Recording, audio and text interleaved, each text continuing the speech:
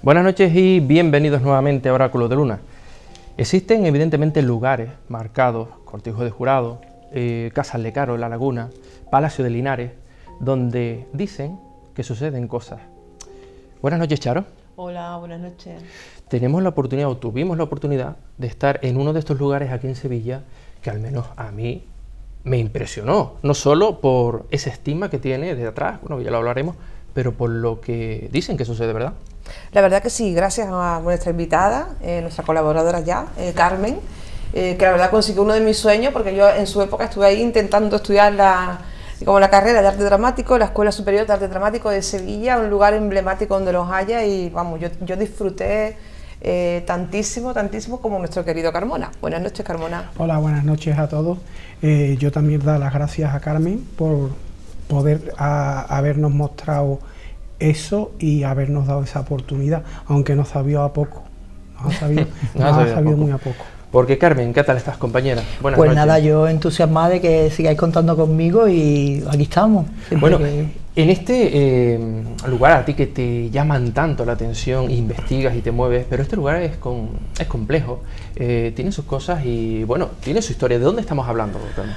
Pues estamos hablando de un antiguo convento de los carmelitas que en el siglo XVII pues se dio el rey Pedro I para este convento, y hablamos de que al cabo del tiempo pues se hicieron obras y apareció una virgen que por las vestimentas se reconocía como una Virgen del Carmen. Automáticamente la pusieron en el altar mayor.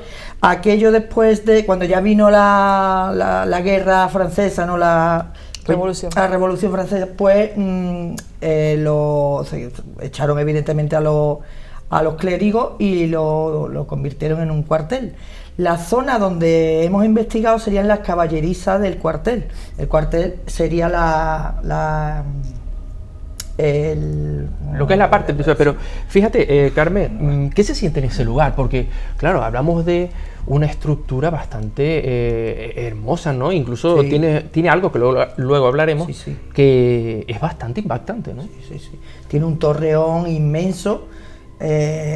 Desafortunadamente ahora no está cuidado. Las administraciones públicas ahí desde luego lo tienen bastante dejado. Aquello es un palomar.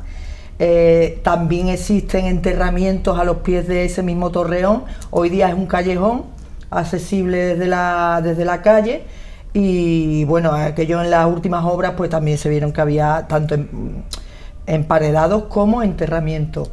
De eso también podría hablar un poquito nuestro amigo Carmona, que con la...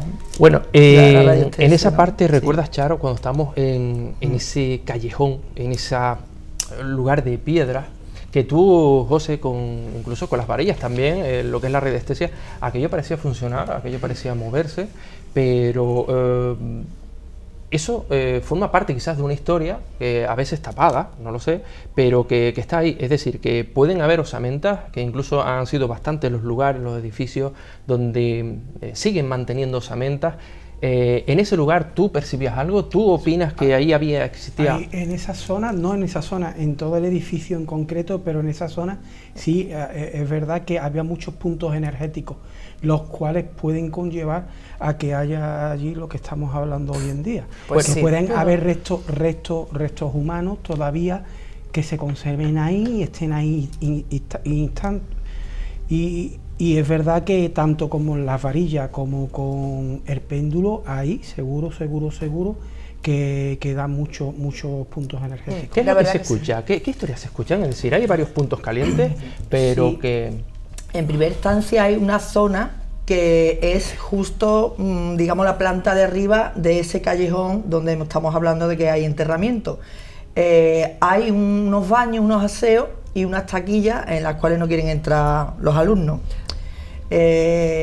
Impacta porque allí dejamos unos aparatajes, una cámara, y se escuchan varias cositas. Se escucha lo que se escucha. ¿Tú, a mí me llama la atención sí. La obsesión mía con que yo sentía caballos allí, sí. y olía a caballos, que no sabía nada de la historia de aquel lugar, la verdad, cuando ya después estuve leyendo, que incluso creo que después de ese cuartel volvió otra vez a ser un monasterio. Sí. volvió nuevamente a estar habitado por monjes y demás, y es que la verdad que yo sentía más energía masculina allí que Sí, pero te llamaba la atención uno de los baños, que luego a posteriori Sí. te enteras que era uno de los principales focos de algo que y el parecía... ascensor también, Sí, y el ascensor también, y bueno, es curioso lo de las luces, que ahora Sí, sí, veremos, sí, que sí, sí. la verdad que sí, pero es cierto que yo me encontraba relajada, no tenía sensación de miedo, en lo que allí había que, bueno, después ya vimos algunas cositas que los tendremos en suspense porque la verdad que son interesantes y tenemos que repetir la experiencia porque estuvimos unas horas, pero aquello es como para acampar allí un poco, digamos, ¿verdad, Carmen? Sí, sí, sí. Carmen Aquí- entusiasmada ya. Bueno, se escuchaban también, bueno, se dice que se escucha cambios de temperatura, puertas que se abren y que se Sienten. cierran, luces que se encienden y que se apagan, sonidos que parecen venir quién sabe de dónde. Eso es algo que incluso aterra a algunos de los que allí habitan. Efectivamente. Allí hay una, bueno, ante todo también agradecer a la Por chica supuesto. que una empleada que lleva allí 20 años, que nos accedió a abrirnos la puerta y acompañarnos durante toda la noche, y también nos comentó que hay otro empleado que lleva bastante más tiempo allí, que llegadas ciertas horas él está negado a pasar precisamente cerca de el punto caliente donde están los enterramientos y las taquillas. Él, es más, dice haber visto a una niña vestida de blanco, donde él se acerca a esa niña, le pregunta que dónde están sus padres, que qué hace, esa niña sale corriendo, él a su vez sale corriendo detrás de él y desaparece. Este hombre dice ver soldados, dice ver monjas, en fin. Eso de ya. la niña, José Manuel, ¿eso es muy común? ¿Eso pasa? No, pasa así está. Es curioso que todos los casos nosotros hemos llegado allí, hemos llegado al lugar y nos han ido pasando los casos donde ya otras personas describen que han sido. Casi todos los aparatos han interactuado en ese baño. O sea, fue nada más llegar y ya mi teléfono se volvió loco, nada más llegar. Tuve que apagar el teléfono, apagué el teléfono y después el K2, tanto el K4 como el K6, todos interactuaron ahí. Las luces que se encendían, la puerta Explicar que esos aparatos son medidores de energía temperatura, de energía. electromagnética, de energía estática. Son distintos aparatos que utilizamos los investigadores de Bueno, José Manuel, porque paranormal. explica un poco, porque quien nos está escuchando dirá, bien, vale, sabemos que existen esos aparatos, pero ¿qué es lo que se mide? Es decir, una energía de algo... Se mide la energía, los cambios energéticos que hay en el ambiente. ¿Y de temperatura? Los picos, mide los picos, y cuando hay un pico, pues el aparato interactúa. ¿Qué es lo que ocurre? Que tú normalmente no tiene por qué saltar el pico. Cuando salta el pico, ahí hay algo que... Hay un condicionante que puede ser un positivo, tenemos que averiguar si hay positivo o no, intentar aislar ese positivo, pero si no hay positivo hay que intentar indagar más haciendo otro tipo de pruebas, tanto psicofónicas como de imágenes, como de vídeo, intentar sacar a ver si hay algo al lado de ese aparato que lo está haciendo interactuar. Pero era muy fuerte, Bueno, ahora vamos a ir Sobre todo era viendo, muy fuerte claro. el cambio que había de temperatura en la puerta que había al lado de la escalera. Y lo que se sentía al entrar, o sea, ya no son los aparatos, ya eres tú energéticamente el cambio que te da, el choque que te daba entrar en esa habitación. Y es curioso también el tema que se ha comentado ahora de la niña, es curioso que yo, sin saber nada de la niña, cuando yo me acerqué a una puerta, empecé a hacer fotos, y yo en una de las fotos me pareció ver una niña. Digo, ahí en esa puerta hay una niña. Y la empleada que estamos hablando, que nos facilitó la entrada en todas partes que se podía entrar, ¿no? En todos sitios no Sí. teníamos acceso, pero donde se podía entrar, se quedó sorprendida, diciendo que, claro, en la otra persona que trabaja allí se le aparece una niña y en esa puerta. Es muy curioso. Justamente donde curioso. sacaste la foto, así es. Charo, curioso. tú, que tú has estado en muchísimos lugares, pero ¿qué sentiste en este... Cuando desde que empezaste, ¿qué se siente o qué sentiste tú? Hombre, como ya digo, desde que entré me fascinó el lugar, primero por todo lo que tiene, por toda la carga, como ya digo, no siento que haya cosas negativas, no me sentí con nada negativo. Sí es cierto que todos hemos coincidido un poco los días posteriores a estar allí muy cansados, más cansados de lo habitual, quizás, bueno, alimentamos un poco esas entidades para el que crea, solo lo dejamos ahí, esas entidades que estaban allí. Yo la verdad que sentí en varios puntos bastantes cosas y sobre todo con el tema de las luces, que además lo podemos comprobar porque se grabó, incluso en algún momento alguna luz que estaba encendida causalmente, no sabemos muy bien por qué.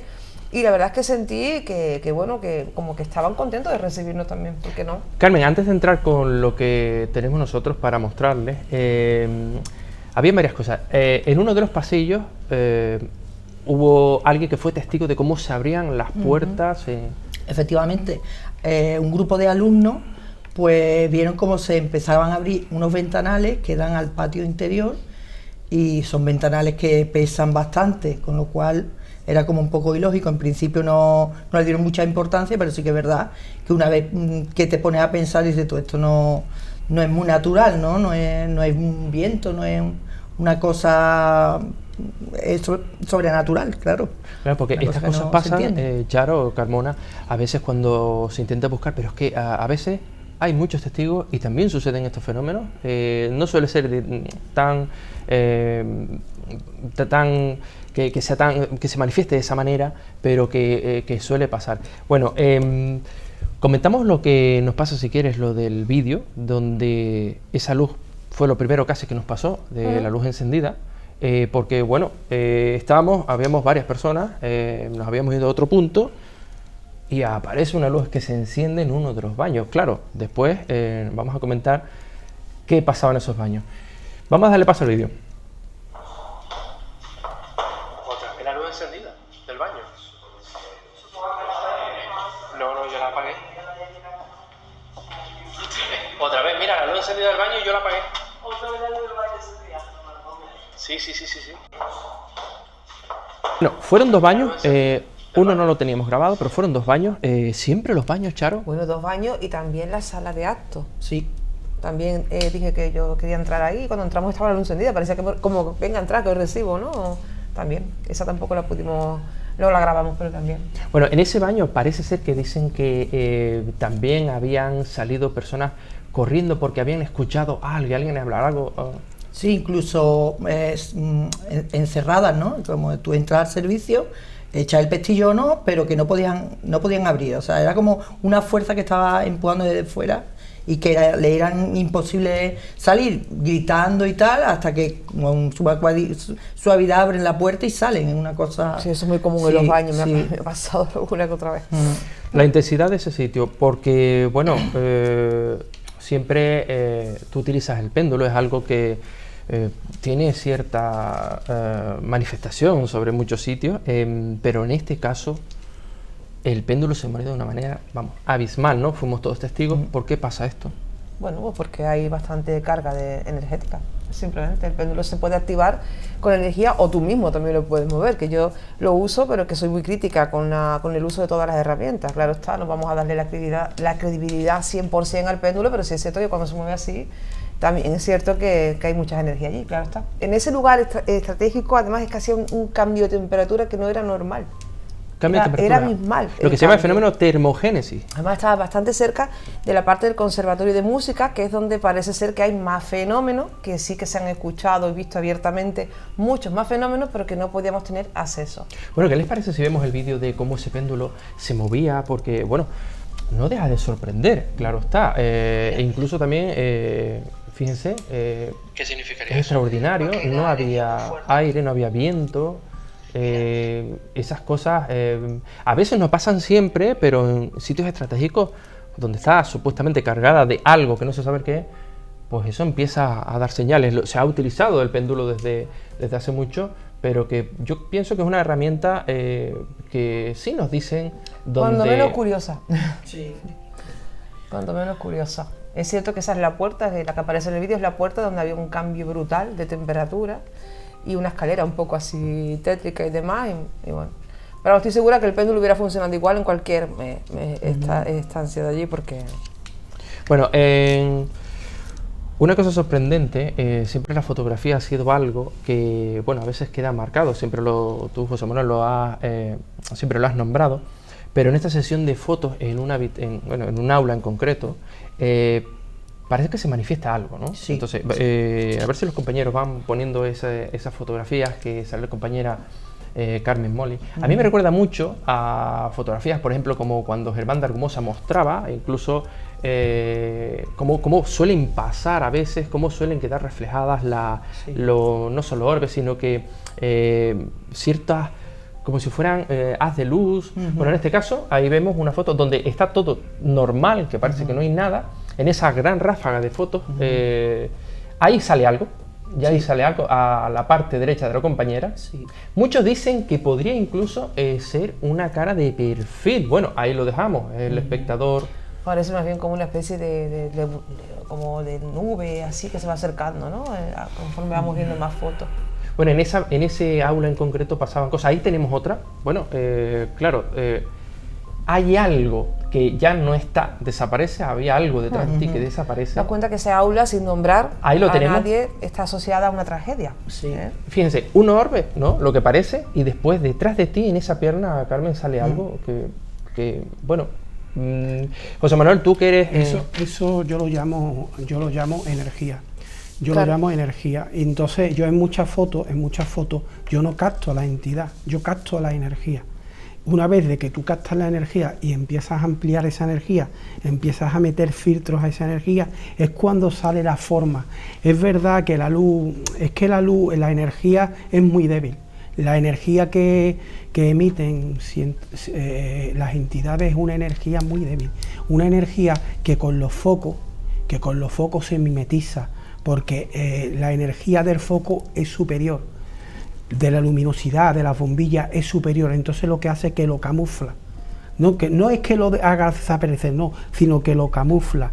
Entonces, por eso la foto, muchas veces hay que ambientar la zona, hay que poner humo, hay que darle luz de vela, luz de fuego, una luz que es más tenue, que no es tan energética como puede ser la luz de una bombilla o la luz artificial.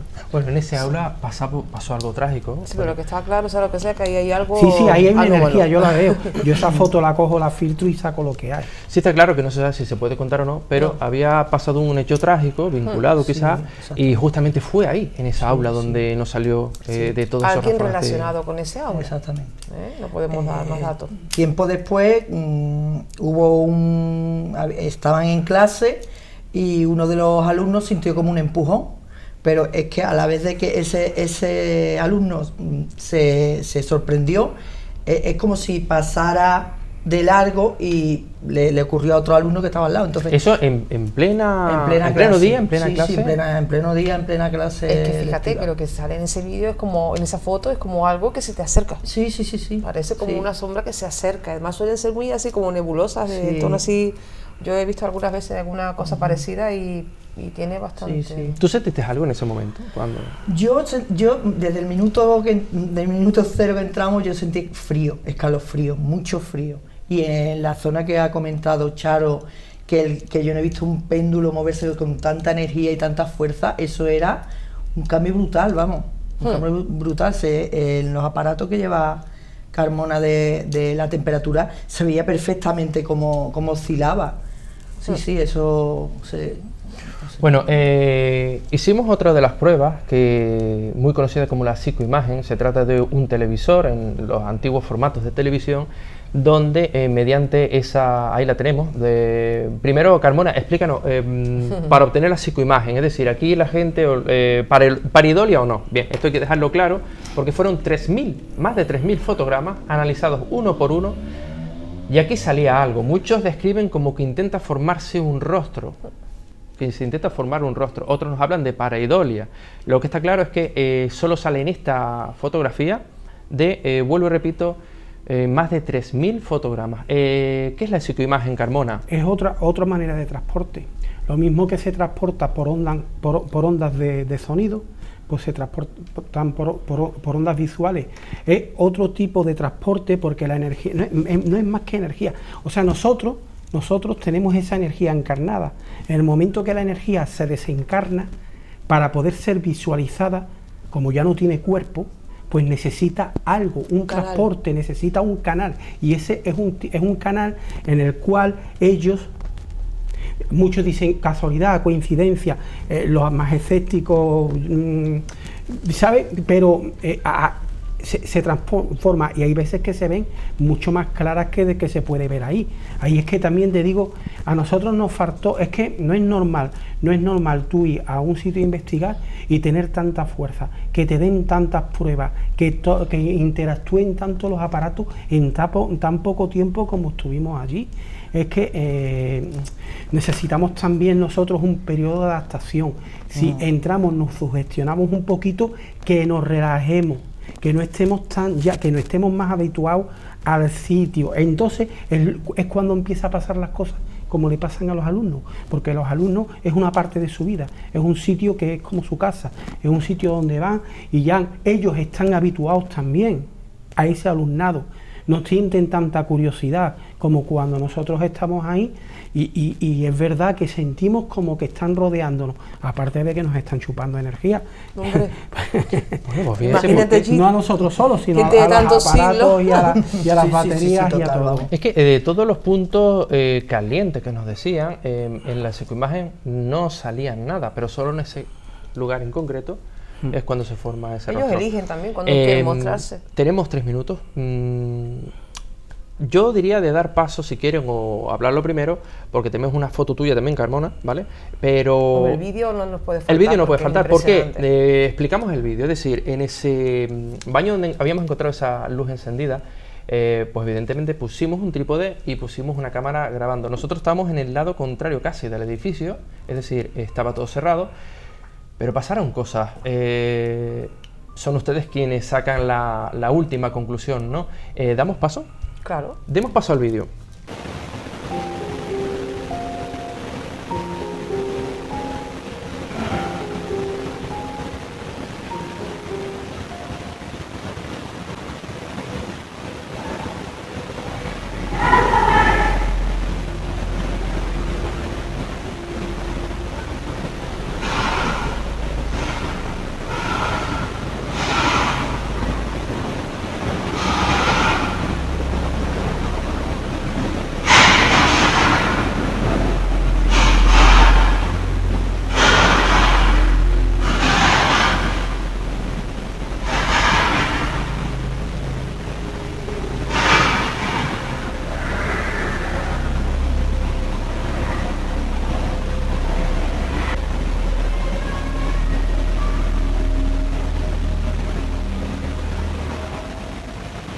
Bueno, es evidente que las voces que quedan a veces grabadas, lo que se conoce como psicofonía, hay que tener el oído entrenado y una cierta agudeza. En este caso, aquí hay varias versiones, porque se escucha lo que parece una voz de mujer que dice márchate, tú identificabas también algo así, luego unos golpes, pero en esos golpes parece como que algo habla, que no son golpes, sino que algo utiliza lo que sea para hablar. Laringe, y luego al final lo que parece un niño, lo que parece un también niño. es una mujer, ¿no? Son varias interpretaciones y sobre todo también cuando lo estuvimos analizando cómo se veía que se movía la Sí, cámara. sí. Era como la sensación de movimiento en la cámara, imposible porque estaba sola, no había nadie y era una sensación como de movimiento, ¿no? Bueno, yo creo que quienes hayan escuchado esa voz de mujer parece decir márchate.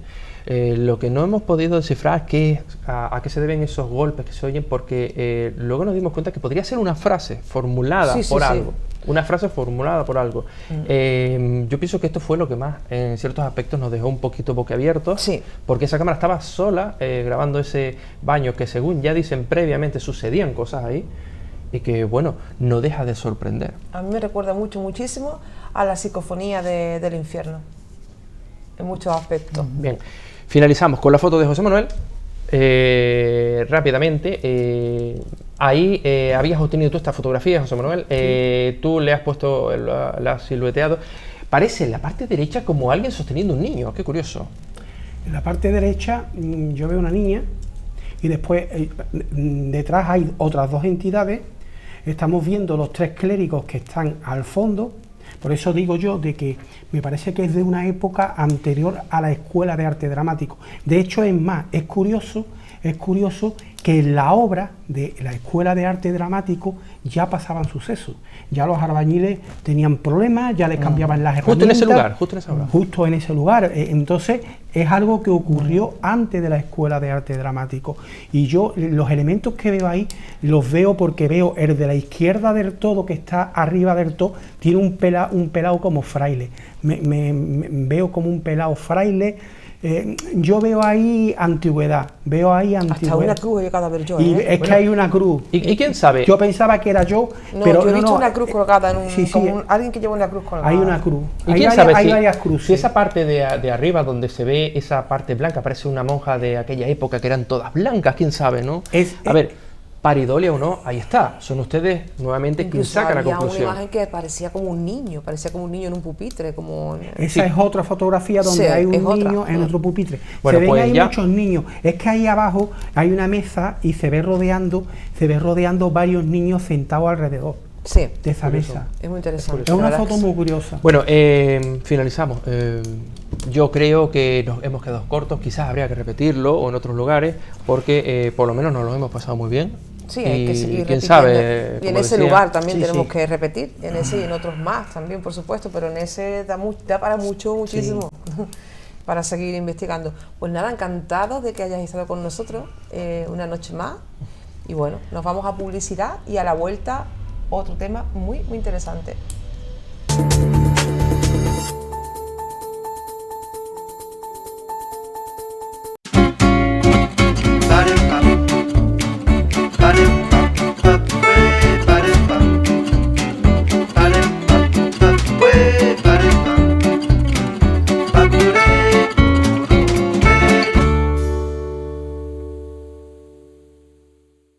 En Cafés Mocaibo controlamos el proceso de la planta a la taza, para asegurarnos que su café sea perfecto. Viajamos a lugares de origen para seleccionar los mejores cafés.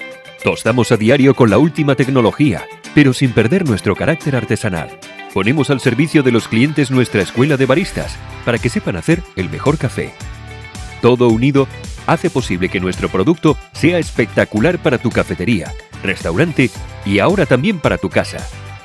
Entra en cafesmocaibo.es o llámanos al 954 873007 y haz tu pedido a domicilio.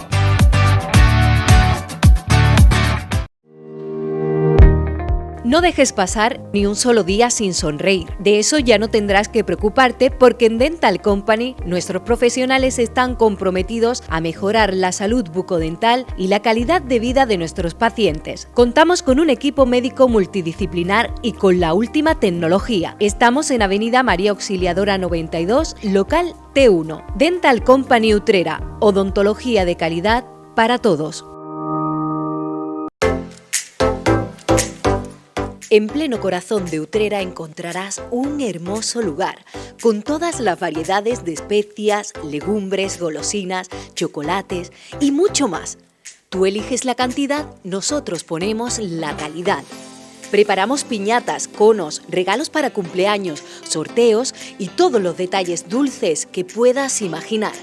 Granelas Triana, un mundo de sabor y calidad. Estamos en la calle Ruiz Gijón, número 2, local 2. Visítanos.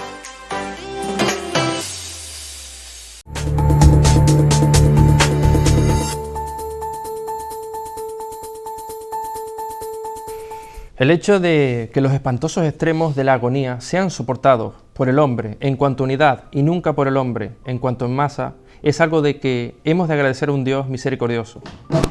De estos extremos, el ser enterrado vivo es sin género de duda el más terrorífico que puede tocar en suerte a un ser humano. Y así Edgar Allan Poe empezaba con este relato que dio la vuelta al mundo.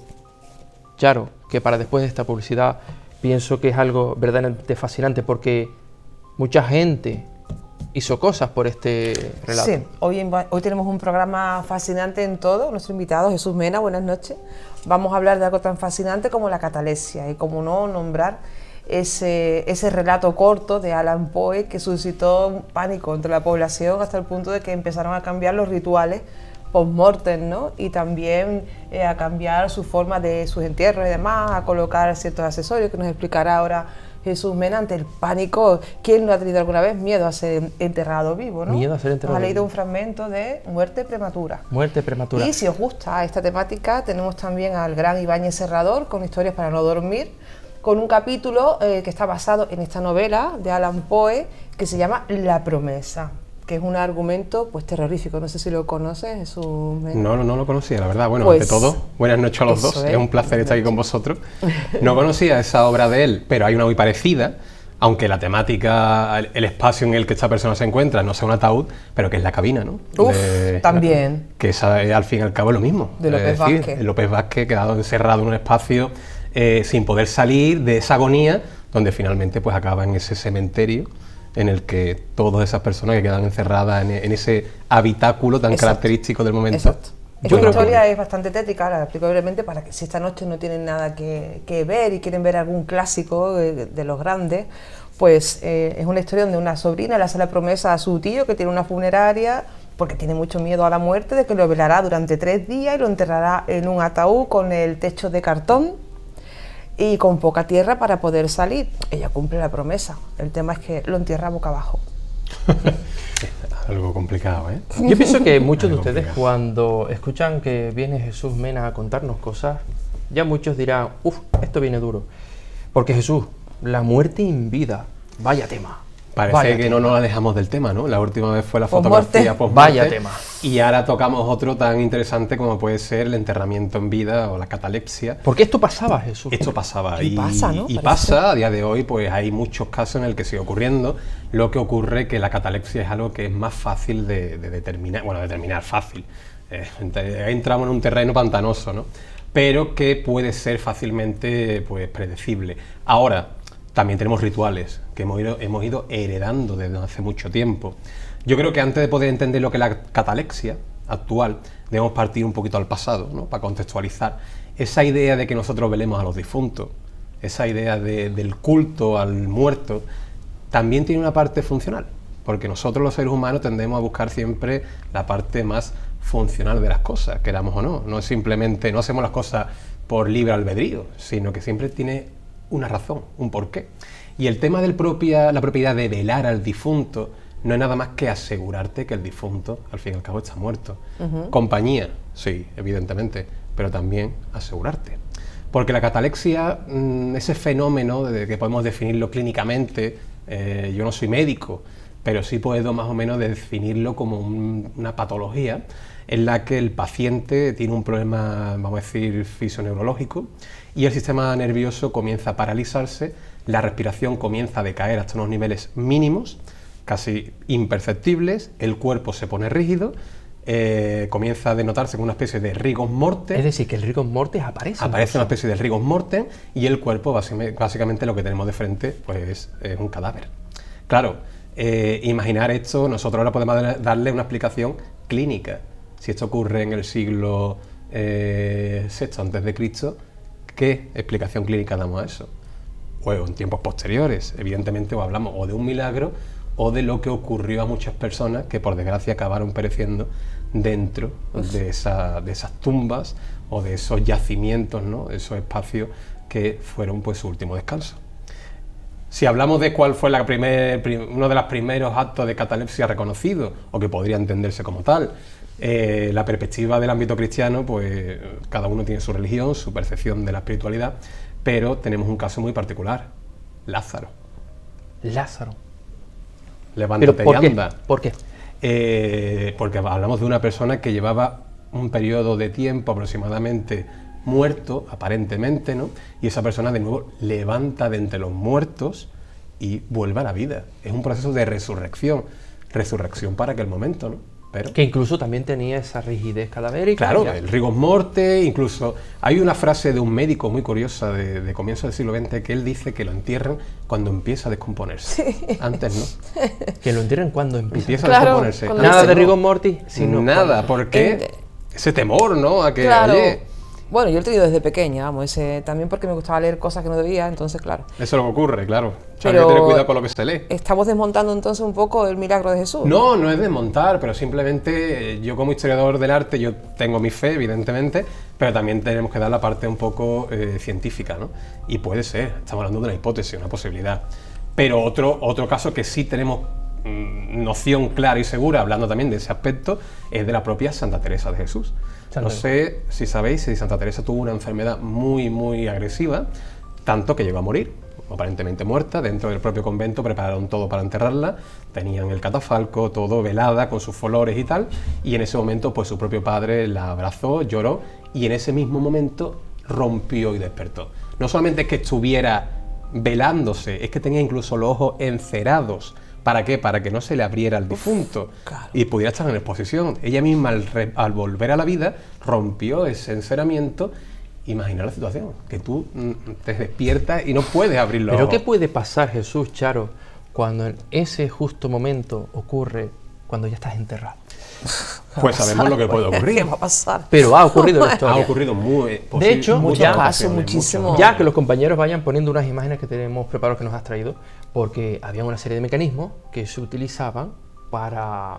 Bueno, que incluso después de este relato de Edgar Allan Poe, muchos, lo que dices tú, mandaron a que construir ciertas cosas en esos ataúdes. Aquí tenemos la primera foto. ¿Qué vemos ahí, Jesús?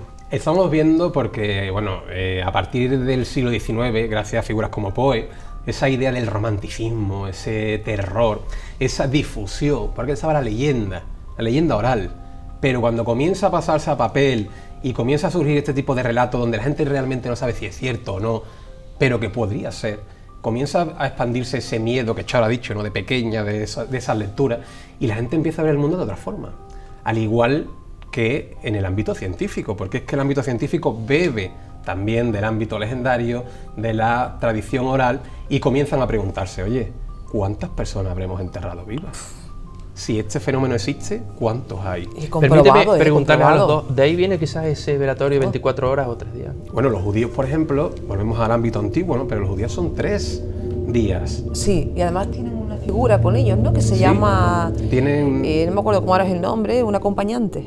¿Tienen para qué? Para velarlo y vigilarlo. Es un vigila, claro, en realidad. Es un vigía por si eso ocurre, que es algo que ya os digo que desde el mundo antiguo se presenta.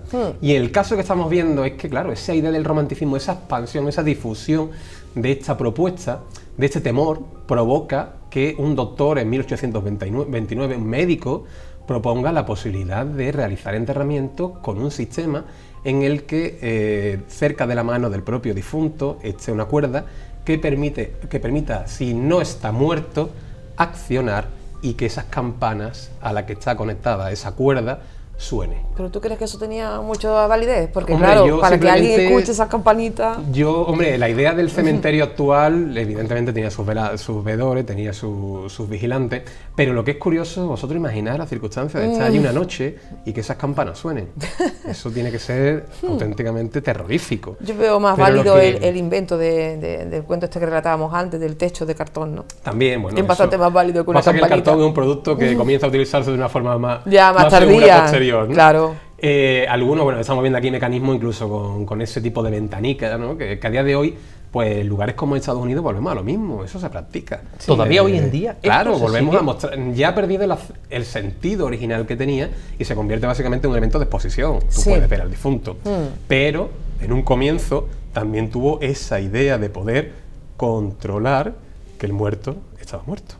Entonces, pues ese fenómeno de la catalepsia yo creo que tiene mucho que decir, ¿no? Porque hay muchas causas en las que dice que posteriormente, pues vamos a hablar de un caso en concreto, donde la tumba, pues ¿qué aparece? Aparecen arañadas. Sí, eso es lo que te iba a preguntar, porque claro, muchos se preguntarán, bueno, leyenda urbana, el ataúd arañado por dentro, ¿eso es cierto, Jesús? Es cierto, claro, es cierto. Es algo, bueno, en una de las primeras imágenes que hemos visto, me ha sorprendido porque es una de las escenas de una película que se llama Buried, Enterrado, de Ryan Reynolds, que además de un director español, y es una película muy agónica, muy horrible, porque es que estamos hablando de casos de catalepsia y enterramientos vivos, pero esa escena que estamos viendo a continuación Pero es que ese señor no es nada más que la muestra de muchos que son cogidos como rehenes en territorio oriental, por ejemplo, en zonas de guerra, y que lo entierran vivo en medio del desierto. Sí. Es decir, esto incluso se hace desde para la propia tortura. Como una forma de Hombre, tortura. claro. Imaginar las circunstancias. Esa película es agónica, es lo tremenda lo que transmite esa escena, como, bueno, no voy a decírselo a los espectadores para que la vean, pero es una gran película. Y entonces imaginar las circunstancias, pues claro, imagínate que tú despiertas después de un sueño bastante prolongado y te encuentras ahí, sin ningún tipo de posibilidad, los miembros entumecidos y ante la falta de oxígeno. Es que eso tiene que ser lo peor. De hecho, hay muchas películas que tratan sobre estos casos. Es algo Si nos escabroso. remontamos incluso... Escabroso. Y a nivel psicológico, imaginar la carga que eso tiene. Y ya dirigiéndonos a un tema más real, ¿no? Para que la gente sepa que no estamos hablando de nada ficticio, esto es real ni que hablamos de seres que parece que estamos hablando de otras épocas o de otros momentos, o de seres sin nombre. Tenemos la suerte de tener, en el caso de la localidad de Utrera, un personaje histórico que, según la leyenda, pues sufrió ese proceso de catalepsia. Una catalepsia que llegó incluso a cubrirse o intentar enmascararse para intentar camuflar ese error que se había cometido con él, una negligencia total. Aquí estamos viendo la esquela del famoso doctor Pastor y Pastor. ¿Dónde? Es curioso que tenga los nombre, apellido de la misma ¿su nombre era Pastor? Pastor y Pastor. Bueno. Entonces, pues, este señor fue un gran médico. Un médico que estuvo activo en Utrera, él estudió en Sevilla, y que comienza a trabajar con mucha fuerza con enfermedades endémicas del momento. Participa en un periodo de pandemia de una forma muy clara, con mucha intensidad, e incluso hay un momento en el que el rey llega a reconocer la labor de este señor. ¿De qué época hablamos? Hablamos del siglo XIX, de 1854-55 al 69, en el que él fallecerá, ¿no?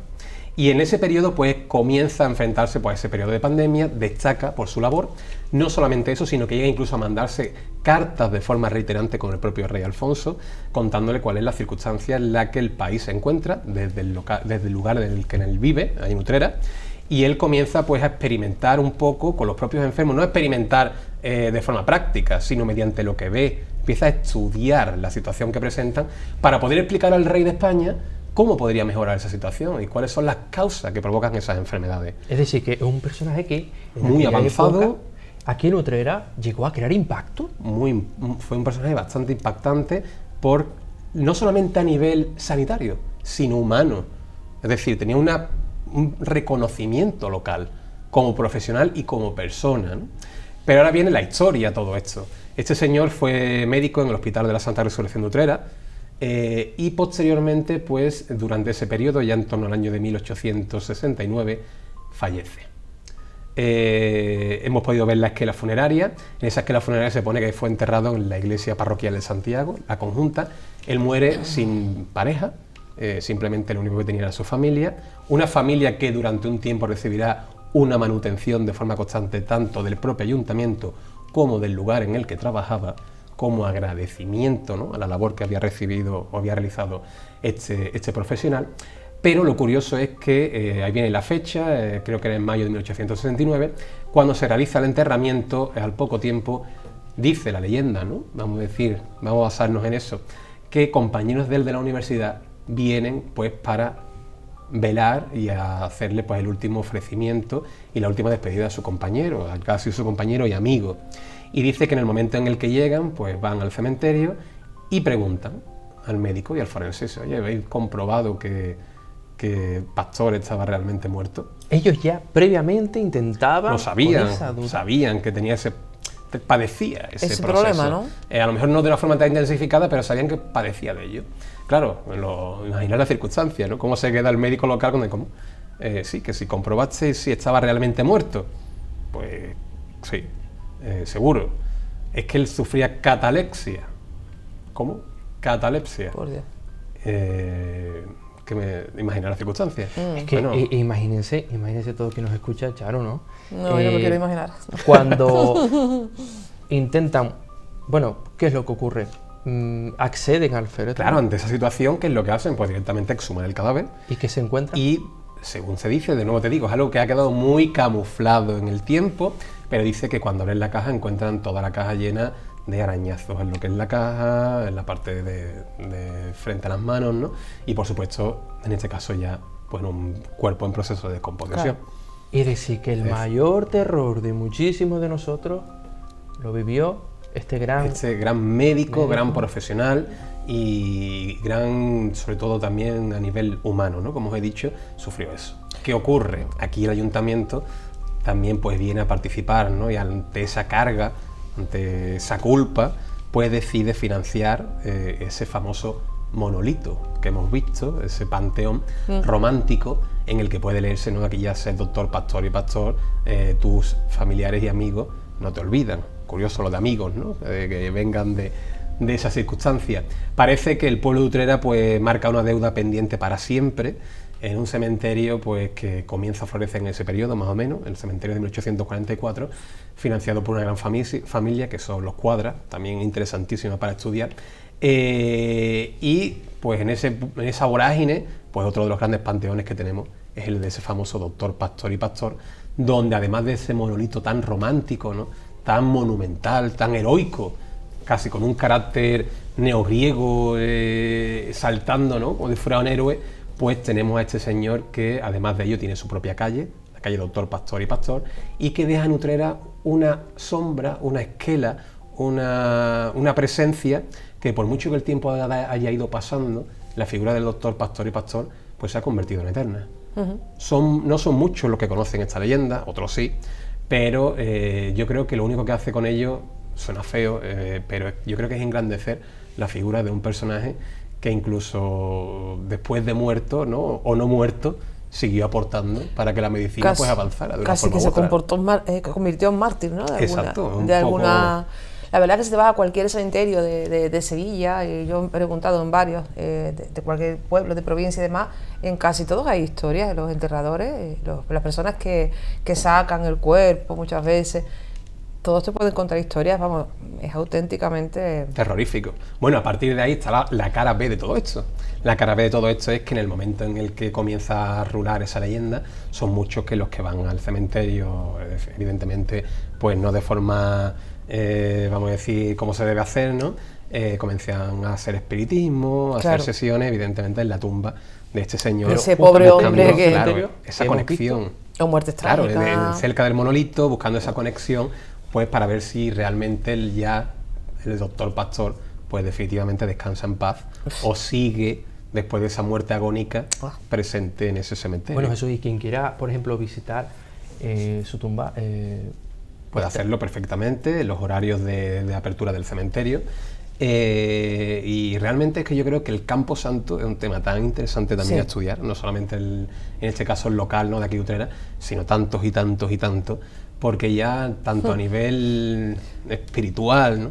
Sino también al nivel real, al nivel humano y científico, cuántas cosas se aprenden, ¿no? Y de cementerios como este te das cuenta de que es una huella del paso de muchas personas, de todas las personas. Sí, como entierras a tus muertos, habla mucho del pueblo, ¿no? Y eso es fundamental. Entonces, pues el doctor Pastor y Pastor nada más que es un apartado más de muchos de los tipos de enterramiento y de vida que ha habido, pues en este caso en el pueblo de Utrera, pero cuántos de forma distinta, ¿no? Cosas como esta, pues hay en los cementerios de todo el mundo. Claro, incluso también se habla de la catalepsia provocada, o sea, hay productos... Sí, que pueden incitarlo. Bueno, y que lo pueden inducir a un estado cataléptico, como ocurrió nombrando Romeo y Julieta, ¿no? Por ejemplo. También se usaba como método para quitar a personas de en medio y cobrar herencia, etc. De ahí también esa idea de velar al muerto. Es que creemos que simplemente por respeto al difunto, pero no. Es que... Claro, tiene eso una antesala detrás que pocos quizás desconocen. Antesalas quiere decir a la hora de entender... Es decir, una historia previa, es decir, eso un punto de partida en todo esto. Claro. Posiblemente la hay, pero es que es tan sumamente antigua y primitiva que nosotros no somos capaces de ponerle nombre. Claro. Porque estamos hablando de algo que, de nuevo, ha acompañado al ser humano desde siempre. Es una patología. Una patología reconocida, científica, y no ha surgido en el siglo XX, XIX, XVIII ni XXI, sino que es una enfermedad que ha acompañado siempre al hombre. Sí, y sigue. Y seguirá haciéndolo. Porque esto no estamos hablando, es que no hay una cura para la catalepsia. Exactamente. Entonces, ¿qué ocurre? Imaginar desde los tiempos remotos, cuando esa persona aparentemente muerta levanta. Imaginar las circunstancias, a día de hoy, impacta a día de hoy, que tenemos un conocimiento, imaginar en aquel momento. Pues fíjate, qué cosa. Hoy, como sabíamos el tema que íbamos a tratar, y curiosamente entre los correos que hemos recibido hay uno que tiene bastante similitud con este tema de la catalepsia, lo hemos elegido para que también Jesús Mena nos dé su opinión, y los hemos dejado para el final del programa, que habitualmente lo hacemos en el primer intermedio. Repetimos nuestro correo, oraculodeluna@gmail.com y 616-734-201, si nos quieren enviar WhatsApp o algo. Ya saben, si tienen fantasmas en casa o quieren contarnos algún tema interesante, aquí estamos. Bueno, pues es un correo que nos envía Laura desde Sevilla. Ella nos dice que a raíz de una experiencia que tuvo a los 15 años, que salió con sus amigas y eran 5, no cabía en el coche y tal, y dijeron, bueno, tú que eres más pequeñita, vete al maletero. Ella dice que inmediatamente al entrar en el maletero empezó a sentir una claustrofobia que no entendía de dónde le venía, un miedo a sacarme, la sacaron. Y resulta que a partir de entonces, cada vez que intenta, muchas veces en sueños, o intenta hacer una meditación, concentrarse o algo, ella se ve como en una especie de espacio oscuro, muy oscuro, muy estrecho, y ve cómo va arañando el techo hasta que casi se deshace las uñas y entra en pánico. Entonces ella dice, ese sueño, ¿a qué puede ser debido? ¿Puede ser debido a algún recuerdo entrando en otra temática ya un poco más allá de otras vidas? O quizá puede ser algo mío psicológico que lo esté provocando, demás. Y ahí nos deja. Hombre, a ver. Partimos en este caso de una experiencia previa. Estamos hablando de una persona que se ha metido, que parece una tontería, al fin y al cabo, si nos ponemos a decir, ¿no? Te has metido en el maletero de un coche. Oye, pero que el maletero de un coche, estamos hablando de un espacio muy reducido, las condiciones, la falta de oxígeno, vamos a decir, ¿no? Un poco de estrés.